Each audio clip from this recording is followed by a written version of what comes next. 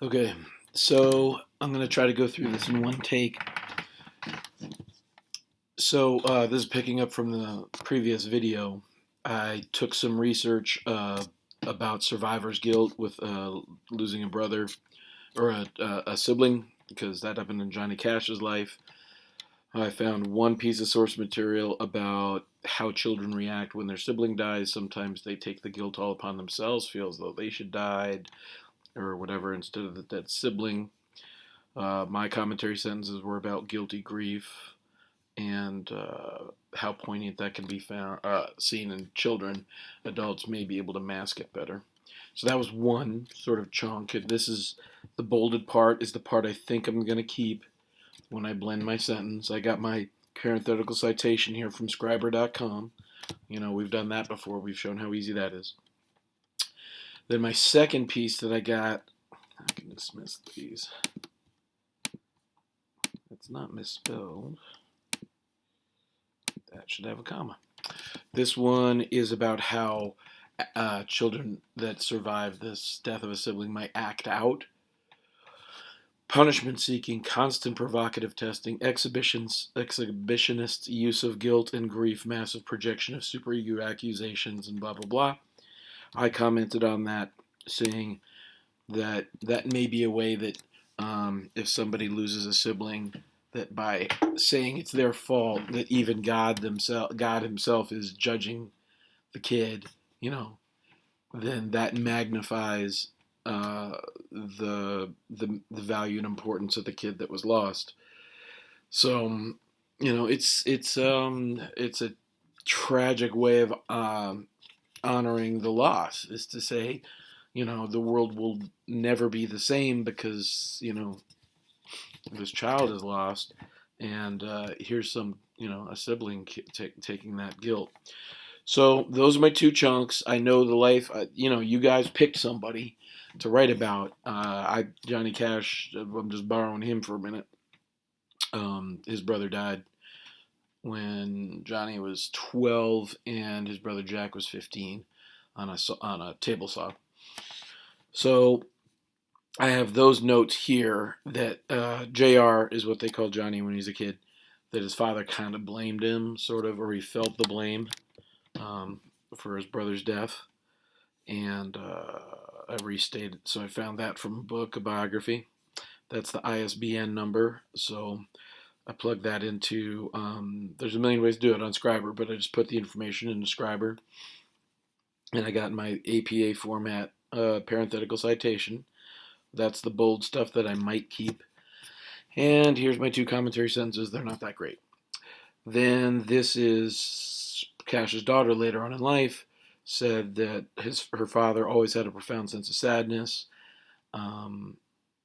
And then she said something amazing. She said, if somebody survives that kind of damage, either great evil or great art can come out of it, which is exactly what this was saying about an exhibitionist, you know, guilt or grief. You know, the old Italian grandmother wears black for 10 years if one of her child dies, or longer than that. You know, exhibition doesn't mean anything except for an outward show of it, and Johnny Cash always wore black on stage. So, those are my four chunks. I'm going to put those things together. I put in notes in here about Scriber and EasyBib and all that sort of stuff.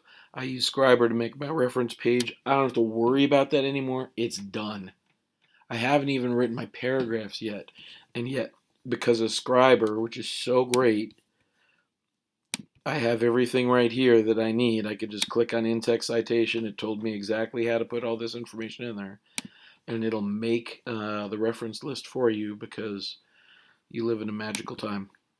So anyway, that's taken care of. I don't have to worry about it anymore. So here's the notes.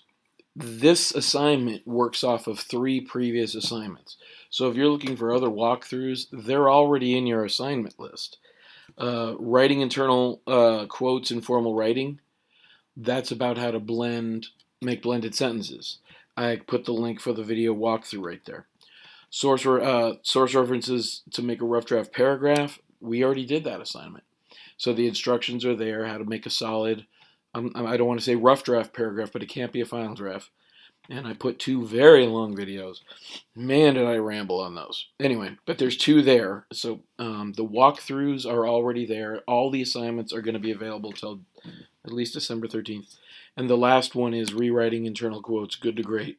And this is back the very end when we dust up a 2 little things. So here's my little summary. I got my 4 source references. I got 2 psych studies, 2 research things about Johnny Cash dealing with the death of his brother. Now I need a plan. So here's plan 1, and I'm calling this one Bookend the Study. Now watch. I'm going to pair one of the psych study source reference chunks to something from the life of Johnny Cash. So which one do I put first? In the Bookend the Study, on paragraph 1, remember we're writing 2 body paragraphs. Not the introduction. These are paragraphs somewhere in the middle of an essay. Okay, so we're not writing an introduction, so don't write an introduction. I'm going to write that here to make us remember that. These are body paragraphs, not introductions. Okay, I said that 17 times. So I want to pair these 2 things, something about the psych study and the life of Johnny Cash. My topic sentence, I'm going to write later. I'm going to take my notes and turn those into good sentences. And I know I wrote this as an outline, but I'm going to turn them into 6 or 7 really good sentences. And then later on, and when I'm done with that, whatever the common theme is, that will be my topic sentence. And I write a short, blunt, straight to the point topic sentence about guilt or survivor's guilt, or how complex and it doubles the burden on the kid or whatever. Conclusion sentence, all I do is look at all my commentary. What did I say here? And then I state it as boldly as possible and responsibly as possible. Now, my second body paragraph, I want you to see what I did here. I inverted it. I didn't go psych study Johnny Cash, because that gets monotonous. You've heard teachers talk about transitions. And transitions are, okay, man, you made a great point here. Where are you taking me? And if you go back to the same theme you were talking about, or at least the same evidence, it is so powerful to read things that way.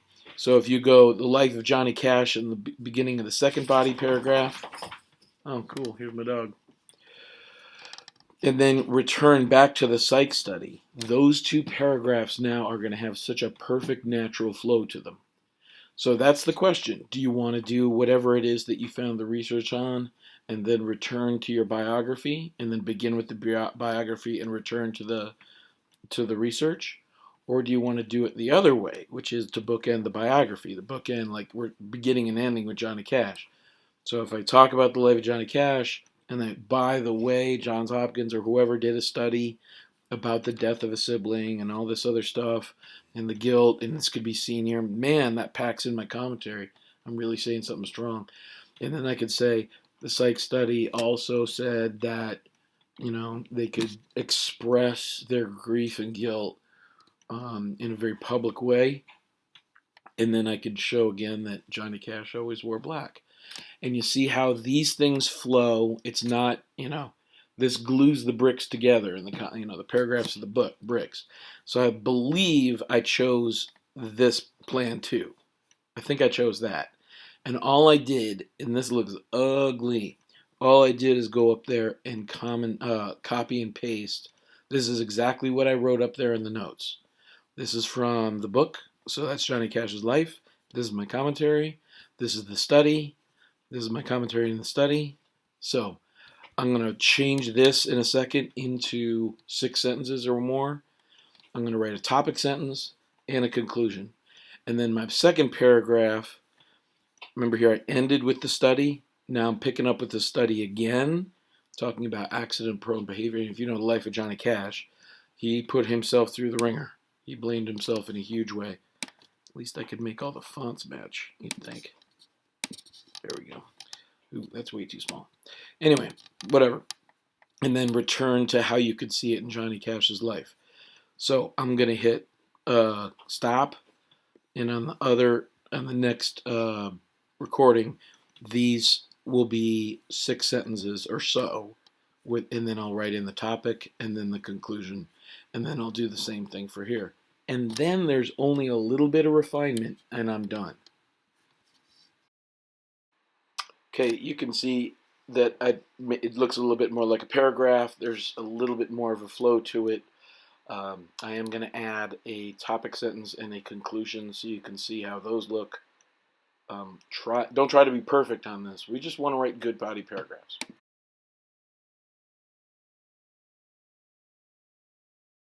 Here you can see the topic sentence and the conclusion. I'm going to take away the bold and then double space it. That's what double space times New Roman font size 12 looks like. It's pretty big. Now really quickly I'm going to do the second body paragraph just from the start until the finished product.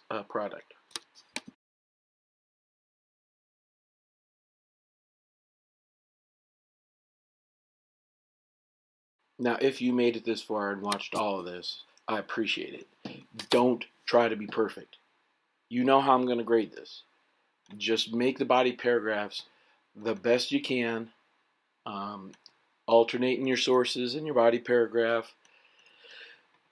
Do not feel like you have to explain everything in the world.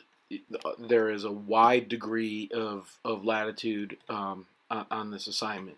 It's just let's produce 2 paragraphs that flow, and use this template. Email me with any questions. Send me recordings of your voices. We'll Zoom meeting. We'll talk, and I will help you do this. I promise.